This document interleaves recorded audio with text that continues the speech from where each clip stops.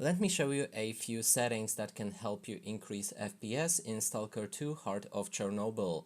And we can do it by opening our options, navigate to the graphics. Inside you'll be able to find the overall quality. There's low, medium, high, epic, and also there's custom. It toggles to custom when you change any of the settings below. If you have a very low FPS, then I recommend to go for overall quality low, and then you can try to increase any of those settings when you have a good FPS.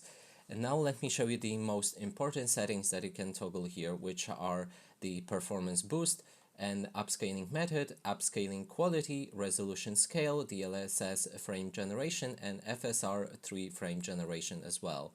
There's also shader quality and other stuff below, but it changes with your overall quality. So let's haggle around the performance boost.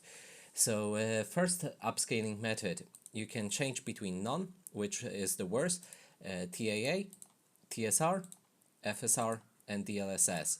There's also XESS, but depending on your hardware, you can experiment with those settings. So toggle each of them and then see if your FPS increases. I'm gonna go with DLSS since I think it gives me the best results for my setup.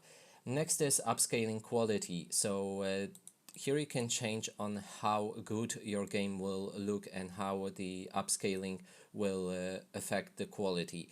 So if you're having a really bad FPS, you can go for ultra performance or performance. When it's better, then you can try going up to balance and etc. So just experiment with those two settings together to get a better FPS in game. Next is DLSS frame generation. If you have it, then turn it on. It will give you also a slight increase in FPS.